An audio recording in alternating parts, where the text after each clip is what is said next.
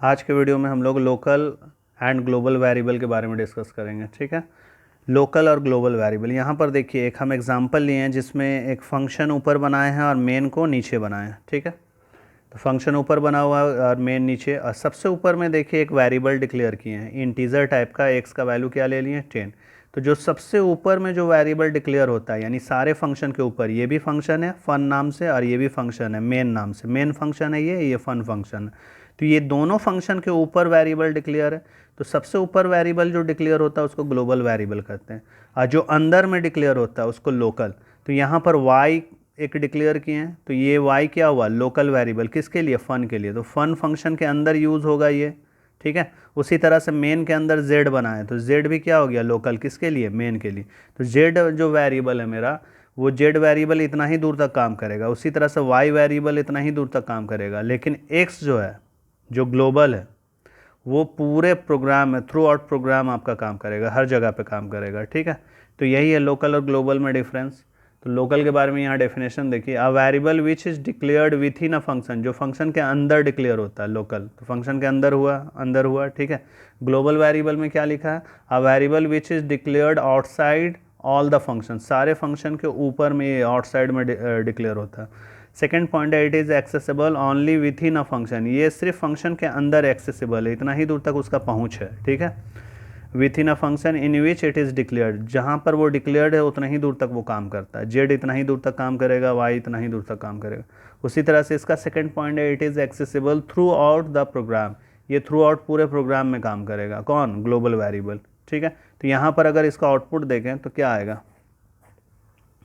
यहाँ से स्टार्ट करेंगे मेन के पास से। जब भी आउटपुट बनाना हो मेन से स्टार्ट करेंगे। z का वैल्यू 30, हम किसको कॉल किए, फ़न को। तो फ़न को कॉल किए तो फ़न का कंट्रोल यहाँ आके रुक जाएगा। यहाँ आने के बाद अंदर क्या काम हो रहा, y का वैल्यू 20 हो गया और हम डिस्प्ले कर रहे हैं x स्पेस y। तो x का मतलब हो गया 10। तो 10 तो पूरे प्रोग्राम में काम कर रहा, तो 10 यहाँ डिस्प्ले होगा। फिर स्पेस y 20 है, y भी डिस्प्ले होगा। ठीक है, अगर हम यहाँ पर सपोज़ ऐसे करके लिख देते हैं z, तो क्या z का वैल्यू यहाँ डिस्प्ले होता है, नहीं, ये रॉन्ग हो जाता, क्योंकि z अपने अंदर तक ही काम करेगा, y इतना ही दूर तक काम करेगा, x हर जगह पे काम करेगा। ठीक है, ये दोनों डिस्प्ले हो गया, 10 और 20। डिस्प्ले होने के बाद कंट्रोल वापस रिटर्न आ गया फ़न के पास। अब यहाँ पर हम क्या कर रहे हैं कि सी आउट डिस्प्ले करा रहे x, तो x ऑब्वियस सा बात है ये डिस्प्ले होगा, और z इसका लोकल है, ये भी डिस्प्ले होगा। तो x का वैल्यू कितना था, 10 भी डिस्प्ले होगा, z क्या था 30 भी डिस्प्ले होगा। ठीक है, और उसके बाद गेट ch, प्रोग्राम ख़त्म। तो मेरा ये आउटपुट आ रहा है 10 20 10 30 इसके लिए। ठीक है, अब यहाँ पर देखिए कुछ आउटपुट का क्वेश्चन है कि टू फाइंड आउटपुट, इसमें x का वैल्यू 20 लिए हैं, ये सबसे ऊपर ये ग्लोबल हो गया। अब ये मेन का पार्ट है, मेन के अंदर एक और हम पार्ट बना दिए, एक और ब्लॉक बना दिए। ब्लॉक ब्रैकेट जब भी ओपन और क्लोज करते हैं तो ये एरिया अलग हो जाता है, लोकल हो जाता है। ये ब्रैकेट ओपन और क्लोज, ये एरिया अलग हो गया। ठीक है, अब इस एरिया के अंदर जो आप वेरिएबल यूज किए हुए इतना ही दूर तक काम करेगा, यहाँ से यहाँ तक। और इस एरिया में जो आप वेरिएबल यूज किए, ये यहाँ से लेके यहाँ तक काम करेगा पूरा अपना, इस ब्रैकेट से इस ब्रैकेट तक। और ऊपर वाला जो है वो भी सब पूरा काम करेगा। ठीक है, तो अब इसका आउटपुट देख लेते हैं हम लोग। यहाँ पर क्या हो रहा कि x का वैल्यू 20 ले लिए, y का वैल्यू 5, मेन के अंदर y का वैल्यू 5 और x का वैल्यू 10। इसके अंदर फिर x का वैल्यू 10 लिए हैं। अब यहाँ पर हम डिस्प्ले करा रहे हैं, क्या डिस्प्ले करा रहे हैं, y इंटू एक्स।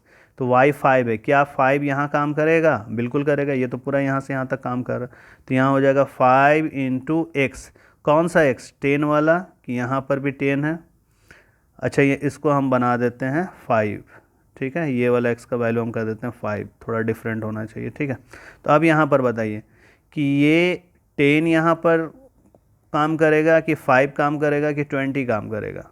तो जो लोकल होता है वो काम करता है, तो लोकल में x 10 है, वो यहाँ पर काम करेगा। ठीक है, तो 5 10 जा 50 तो ये क्या डिस्प्ले किया हमको, 50 के बाद स्पेस। अब देखिए ये x कौन सा x को इंडिकेट कर रहा है, ये 10 को कर रहा है कि 5 को कर रहा है कि 20 को।